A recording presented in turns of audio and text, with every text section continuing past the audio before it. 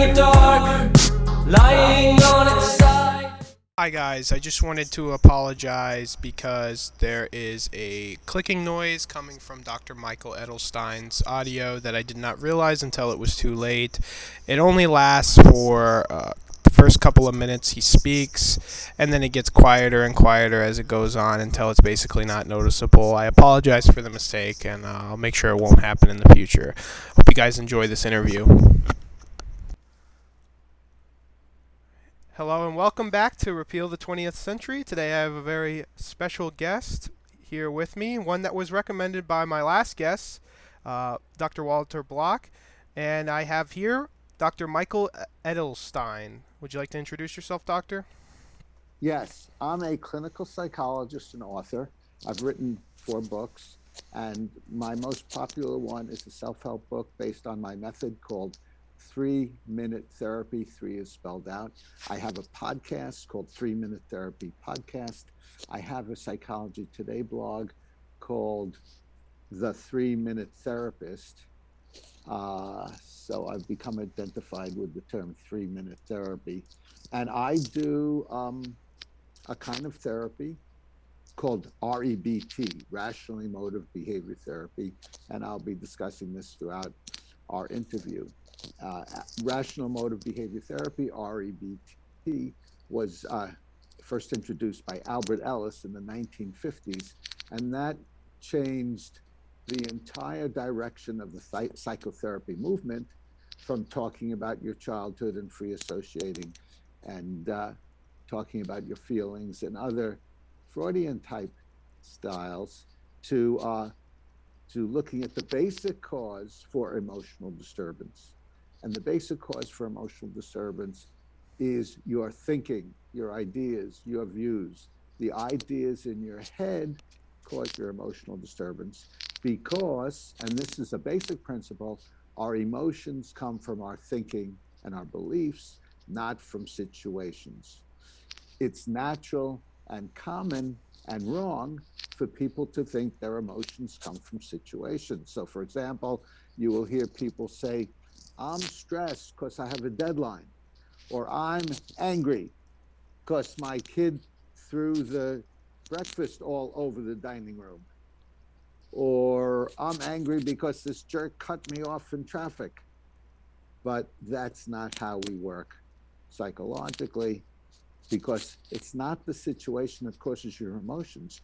It's not this jerk cutting you off in traffic that made you angry. It's not your wife having an affair that made you jealous. Notice this attribution is the situation caused your emotions.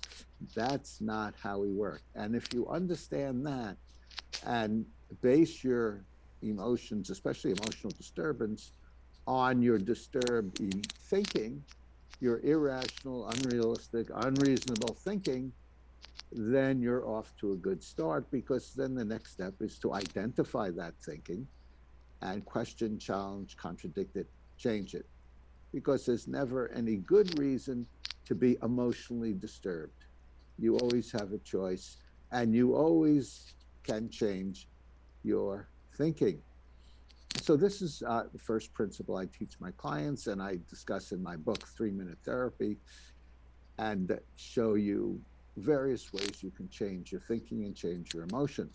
So to back up, let me say, as a clinical psychologist, I help my clients overcome both emotional problems and behavioral problems: anxiety, depression, anger, guilt, resentment, hostility, fear, stress, and behavioral problems, which mainly are in 2 areas: addictions and procrastination.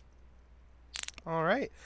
Yeah, and I find all of this very interesting, especially applying it to the interests of a lot of my audience, various libertarian topics, and as you know, kind of the topics that were suggested to me originally by Dr. Walter Block, but that also, after doing some research into you, I definitely wanted to discuss and ask you about.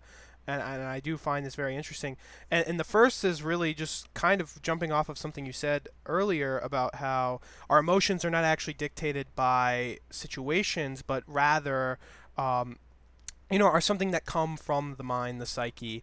And one pervasive thing I've seen throughout with libertarians in particular is this feeling of dread that they think comes from that they think it's a hopeless situation. The state has continually grown over the years. The 20th century, which is part of the name of this show, in particular was a big state of growth, and that like our victories are rather minuscule in the grand scheme of things, and that maybe it's hopeless. Uh, do you have any advice on how to avoid that kind of thinking and kind of just give your own analysis on why this kind of thinking comes into play and is so popular and pervasive among libertarians? That's a good question.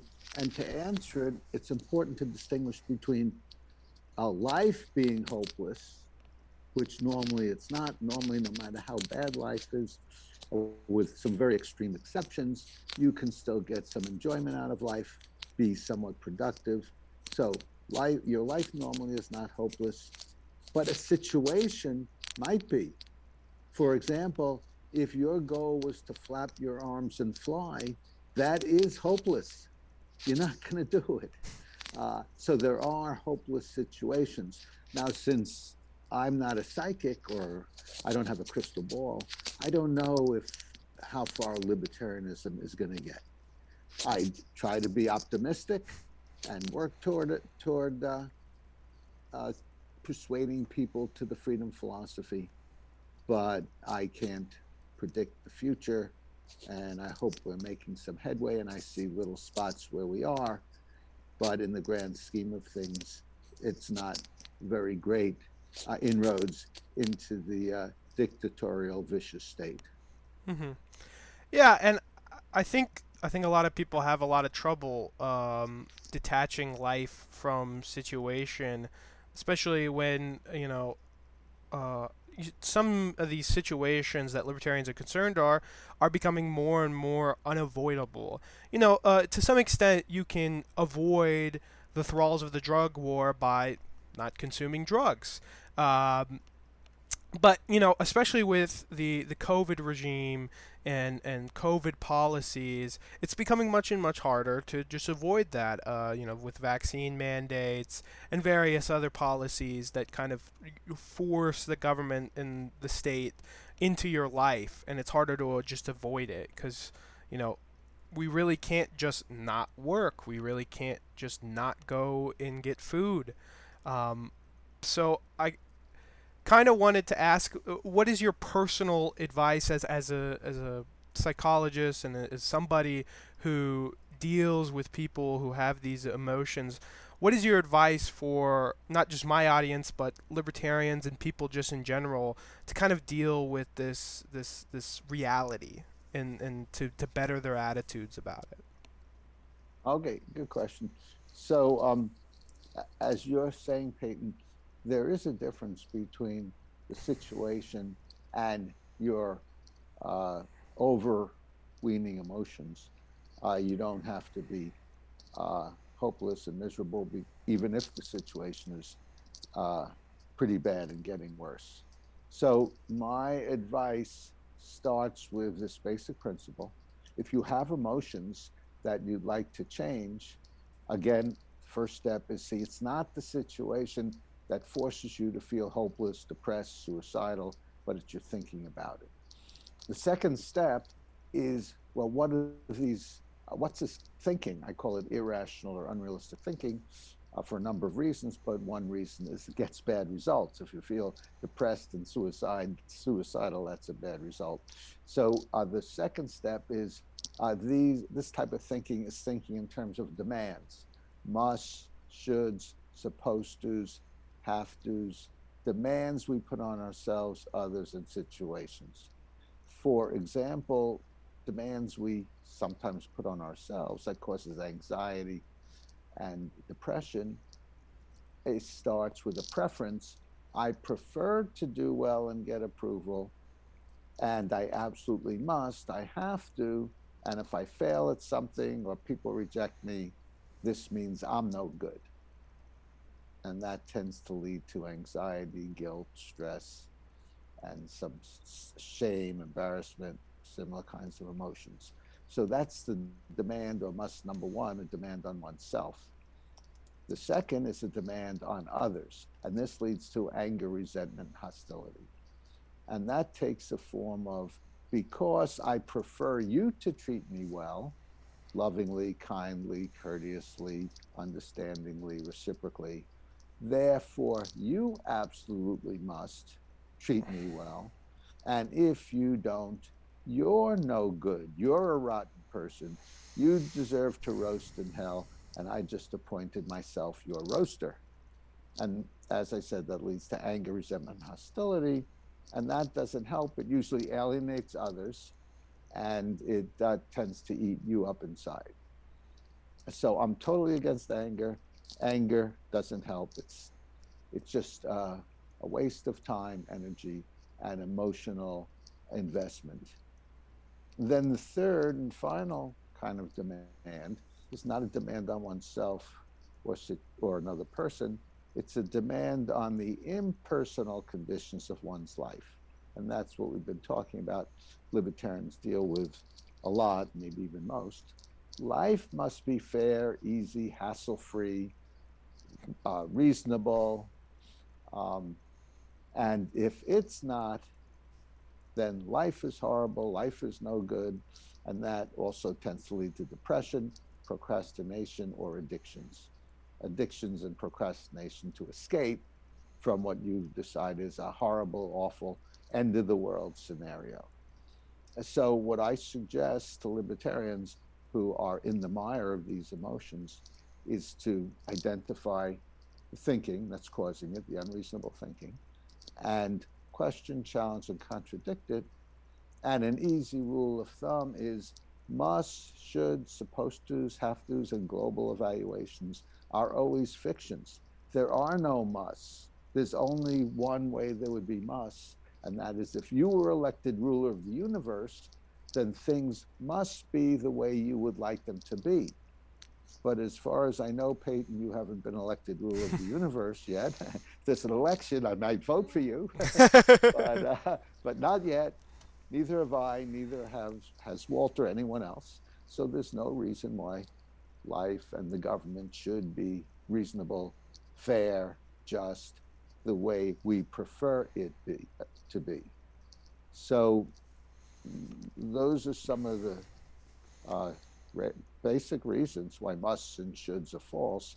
And they're all fictions, as I said, unless you run the universe. So give up your shoulds, give up your musts, no demanding, but preferring, work toward your goals. Don't give up on libertarianism. Work toward your goals and write a book, give a talk, join a libertarian movement, persuade your neighbors, things like that. Don't give up. But don't demand it be successful immediately or at all. And Walter Block likes to say, even if I were on a desert island and I had no influence over anyone, I'd still write because I enjoy the process. I enjoy writing about liberty. It's an aesthetic experience for me. And so that's probably the best way to look at it. So trying to create a free world is a process. Enjoy the process. And if you get hooked on the product, is it working or not, then you're in for emotional and behavioral problems. Yeah, I totally agree and am surprised by how much your worldview encapsulates how my own thinking has kind of evolved because I personally was trapped in this very much of the hopelessness mindset when it came to achieving libertarianism, and I think I came to realizations that you came to, maybe not as profound as you have explained them, but I went and said, I while I don't see it my goals being accomplished in the next few years, maybe even within my lifetime, that doesn't really matter because I enjoy, doing these things, and I see it as a worthwhile goal. Even if I fail, even if I am not successful, I see it as worthwhile. Even doing this and just interviewing people and spreading libertarian content, I don't do it because I think I'm going to get successful.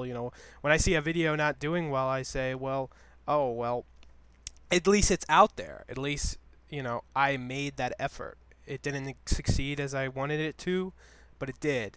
And I think that's a mindset that I think needs to be spread more in libertarianism, and that's certainly motivation for having you on. I wanted to continue and go through because something I saw you lecture about a lot was specific situations of just like how to avoid psychological depression, and particularly you spoke about economic depressions. So I kind of wanted to ask you what are the tangible behaviors and ways and steps that people can avoid this depression, um, or this psychological thinking that leads to self-destruction in these horrible events like economic depression, or now with COVID and everything that it brings. Yeah, so there are, you ask about things you can do, and there are things you can think. And with an economic depression, and let's start with what you do, since I've been talking about your thinking. Things you can do is keep up the fight, keep getting the word out, or do whatever you prefer to do. Some people prefer to write, lecture, make YouTubes, which are very, very popular these days. So it's great that you're doing these, Peyton.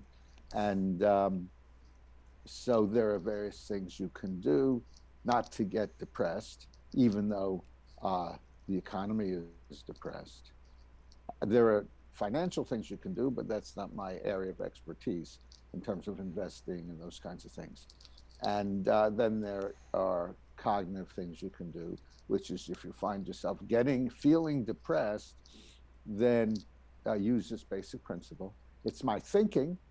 It's not the situation, number one. So what is my thinking that's causing my feeling of depression about the economic depression?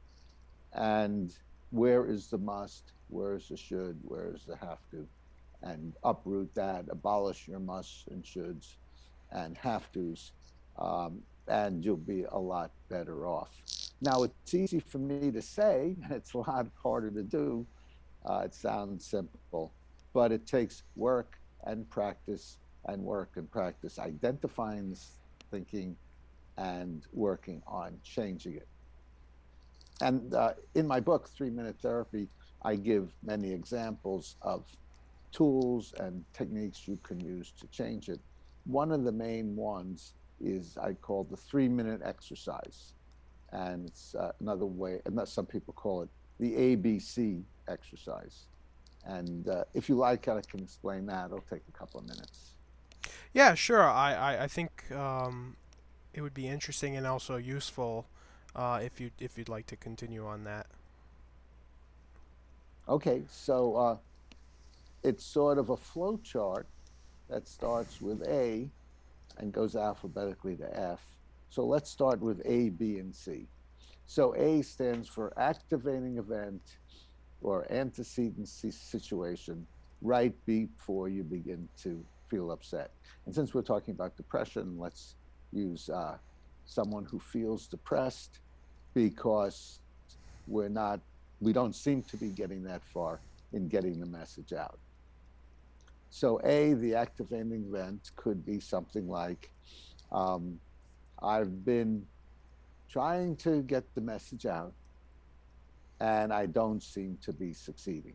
So that could be a common situation among libertarians. So that's A, the activating event. Then we skip B for a minute, we go on to C. C is your undesirable emotional consequence. The consequence, not of the situation, but of B, your belief, which we'll get to. So C could be depressed. So A, I and my colleagues are not succeeding in getting the message out. That's A, the activating event. C is my consequent emotion. I feel depressed about that.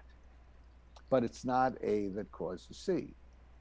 It's not the state seemingly getting bigger and bigger and bigger that forces you to be depressed at C, but rather it's B.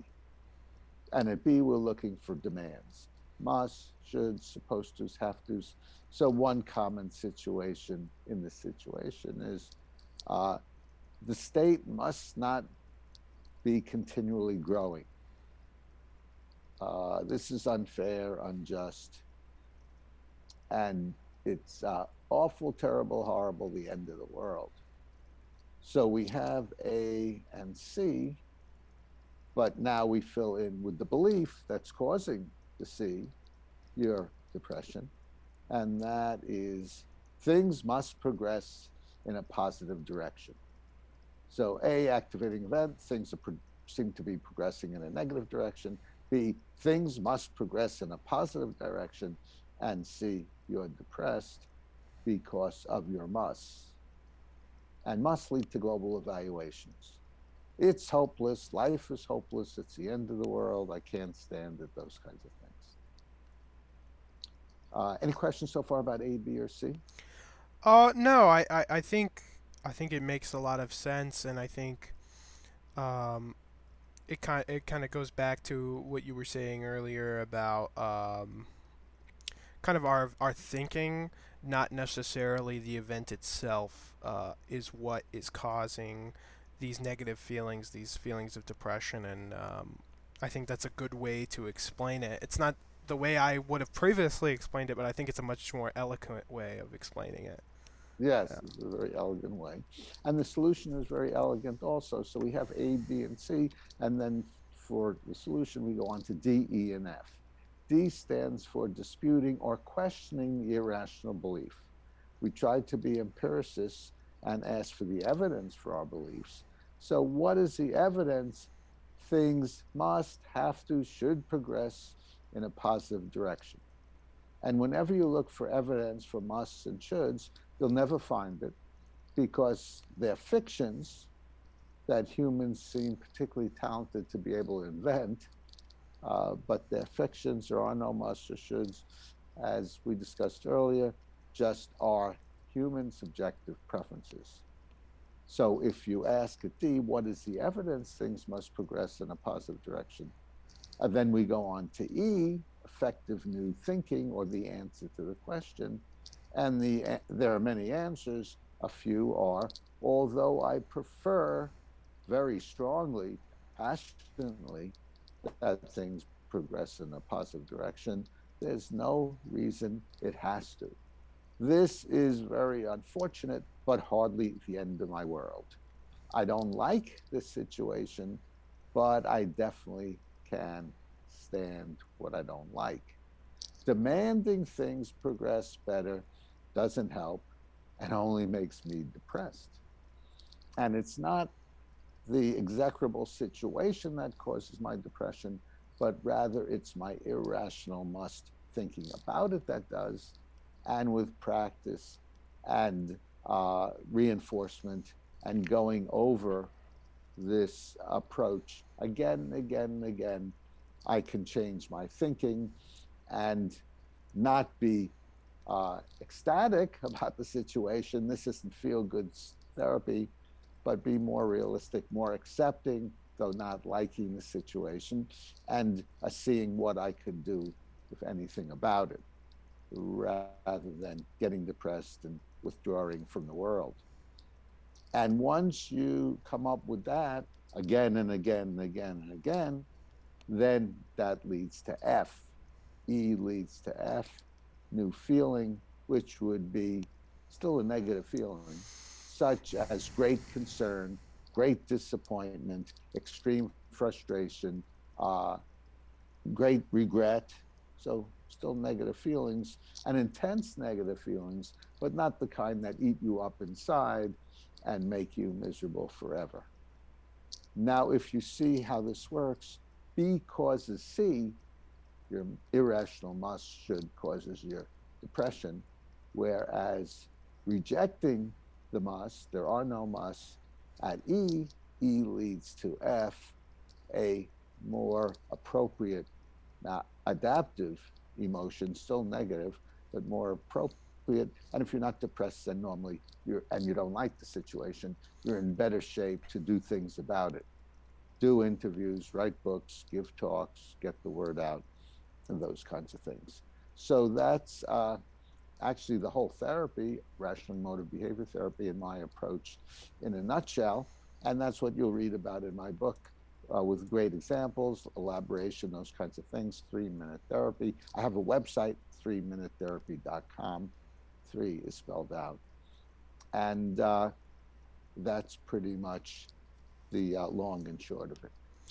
Yeah, and I think that's very useful of advice that I think a lot of people in the liberty movement are lacking, and a big reason why I wanted to have you on.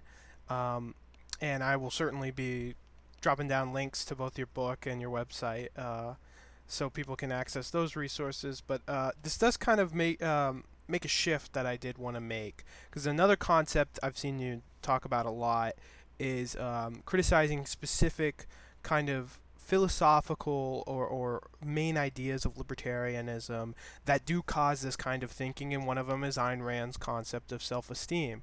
So if you could you explain her concept of self-esteem, and then kind of go into the reasons why you find I think the word you use a lot is unreasonable, and why it's harmful, because I think Ayn Rand is someone who still has a lot of influence, especially in the thinking, the way to think about the world kind of aspect in libertarianism. So Yes, I think Ayn Rand did very many positive things. I think she got many people interested in libertarianism, which is great. And I think I enjoyed Atlas Shrugged. I didn't read The Fountainhead, but I enjoyed Atlas Shrugged. I thought it was very, very good novel. I think it was about 1,000 pages, and I read the whole thing, except of course John Galt's speech. But so I thought she was a good writer. I know more literary people don't think she's the greatest writer, but on my level, it interested me. So there are many positive things that could be said about Ayn Rand. But her ideas about self-esteem, and her colleague Nathaniel Branden's a libertarian psychologist who was on the same page as Ayn Rand, are really unreasonable. And the problem is the following: when someone comes to therapy and they feel depressed, the therapist will often correctly say, well, you have low self-esteem. You're putting yourself down, you're selling yourself short, you think you're a loser, those kinds of things. And that's true. That causes low self-esteem, that kind of thinking. But then the solution to low self-esteem, offered by many self-esteem authors and Nathaniel Brand and Ayn Rand, is high self-esteem. Don't put yourself down, put yourself up. And there are a variety of problems there. One is low self-esteem or high self-esteem comes from self-rating, which means you look at how you act and you did well, and you say, this makes me a good person. Or you did poorly, you did badly, you say, this makes me a bad person, a loser. So you're evaluating your total worth based on the evaluation of the situation. And that's a gross overgeneralization, because your acts, the evaluation of your acts, are not equal to the evaluation of your personhood, yourself, your worth. So the idea is rate your behavior. That's important, because if you rate behavior as positive, then maintain it. If you rate your behavior as negative, then try to change it.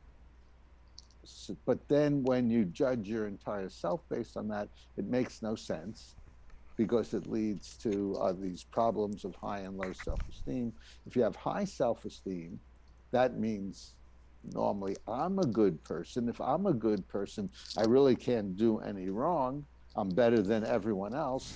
And if you think you can't do any wrong, you act well, you're not going to be very motivated to try to do better. And you're going to make invidious comparisons to others' worth, and that won't help you get along with other people. So rate your behavior, but don't rate your entire self. So if you do that, then the idea of self-esteem goes out the window. You can esteem or rate highly your behavior. That's a good idea, but stop there. So that's really the Ayn Rand idea of self-esteem and other self-esteem authors, and that's the essential problem with it. By the way, another aspect to this patent is, as we were discussing earlier, the self-rating comes from shoulds and musts. I must do well, and because I did, that leads to a global evaluation. I'm a good person. And if I don't do what I must, that leads to a global evaluation. I'm a loser. I'm worthless. I'm a failure.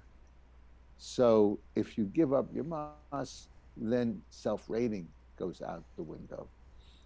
So that's another angle on the self-esteem problem. Yeah, I think what you hit on Ayn Rand's idea of self-esteem can broadly be um, put out on a lot of her other uh, ideas that get a lot of critique, especially around people in the more Misesian tradition and circles.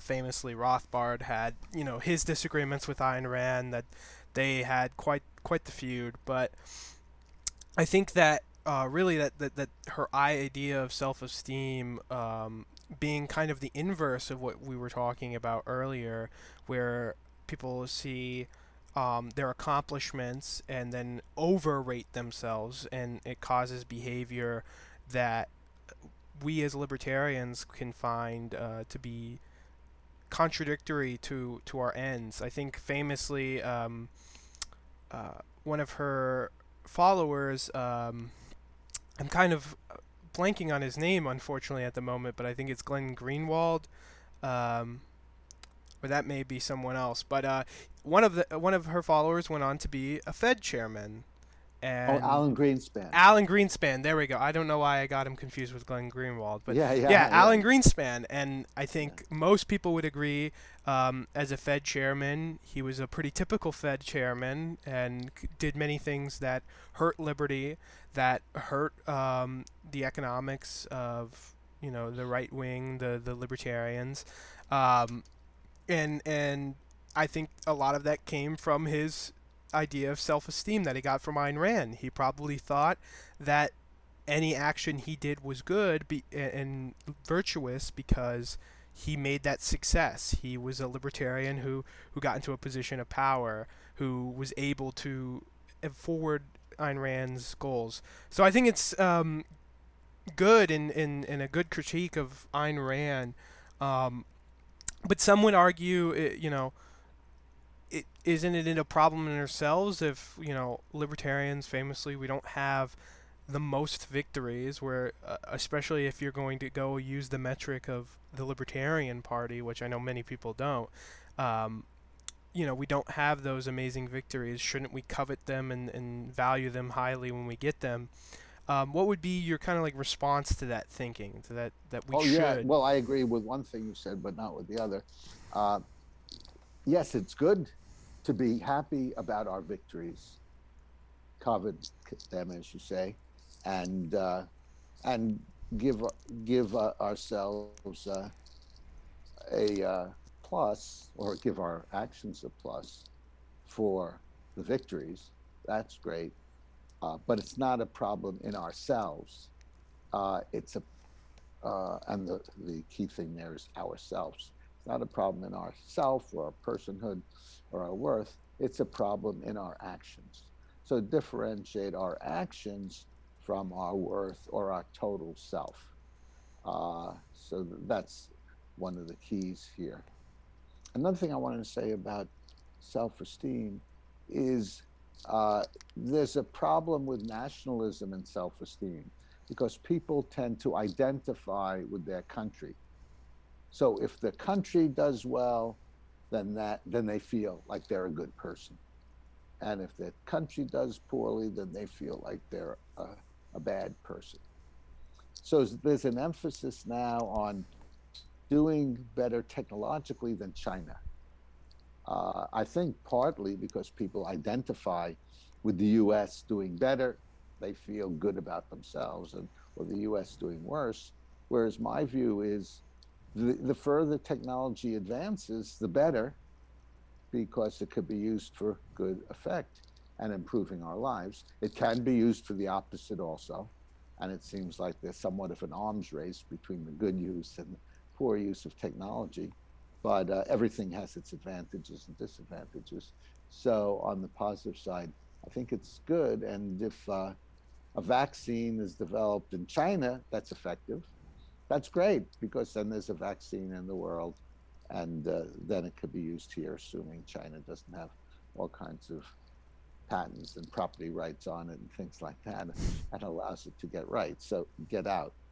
So, so that's what I want to say about nationalism, and how to separate the evaluation of ourselves from the evaluation of our acts, because this has broad implications, as with nationalism.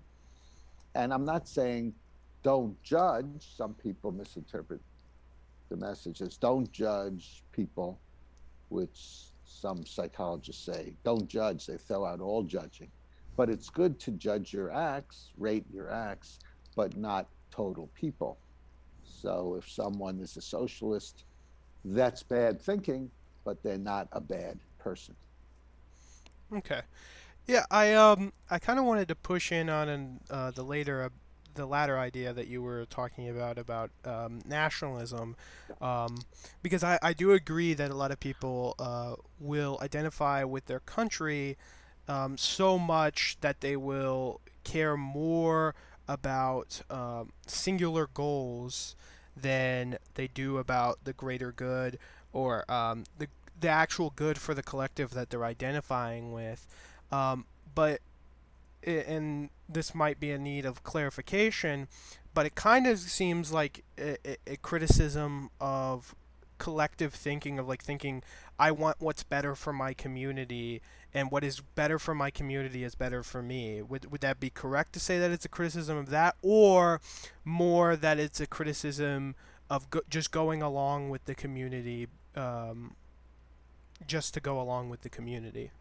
Yeah, it's a criticism of tribalism, which we see a lot. We see two main tribes here, and something happens in the world, and the opinions of it seem to break down to the two tribes.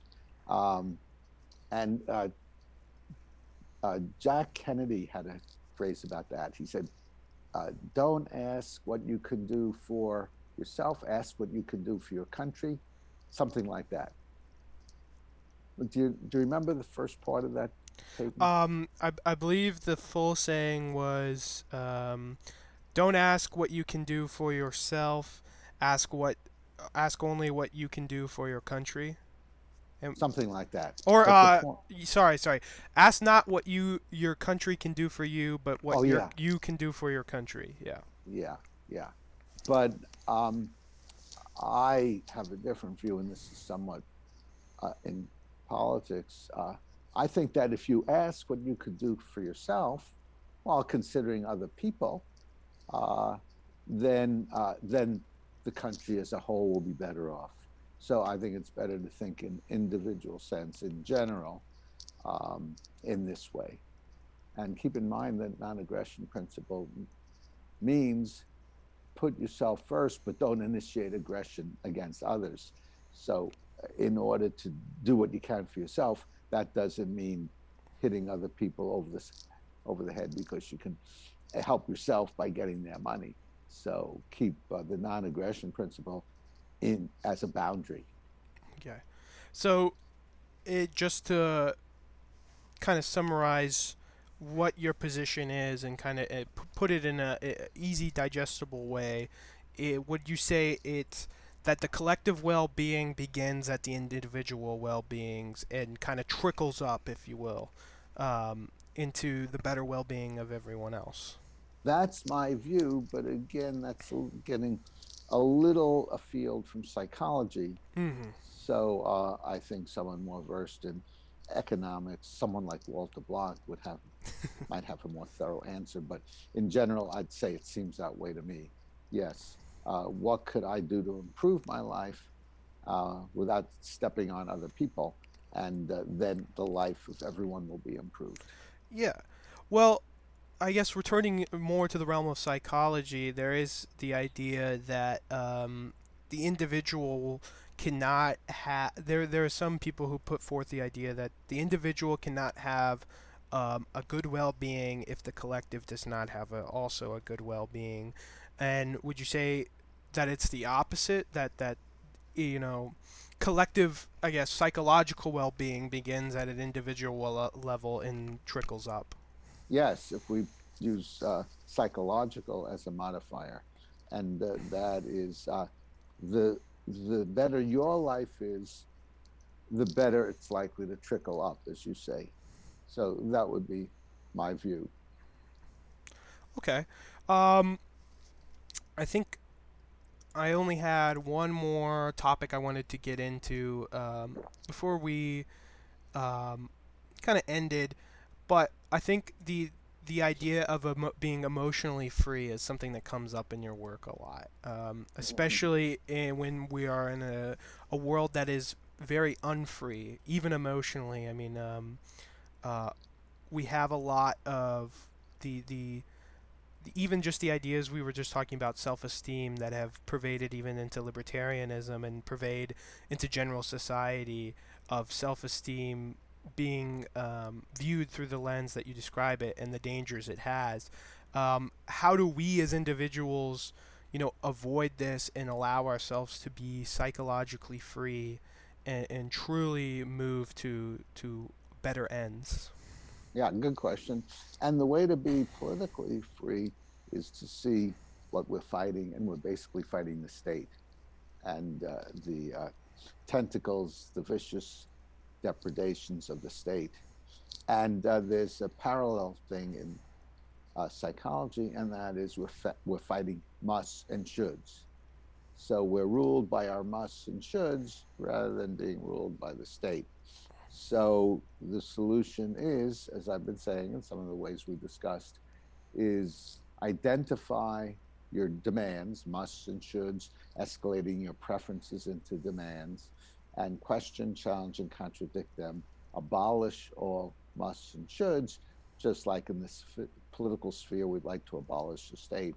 So your musts and shoulds is sort of your personal state, in a sense. So abolish musts and shoulds, identify your preferences, and work hard to achieve your preferences, your passions, your objectives, your goals in life. And if you're a libertarian, they would be to try to move uh, our society a little closer to freedom. All right. Yeah. I think that's very good advice, and I think we've touched on a lot of very like practical psychological thoughts and behavior that libertarians can practice, and it has been a very productive conversation. Um, I'd like to give you the chance to promote anything you'd like to my audience, anything that you think they need to check out. I'll make this the floor is yours, I should say. Okay, thanks, Peyton.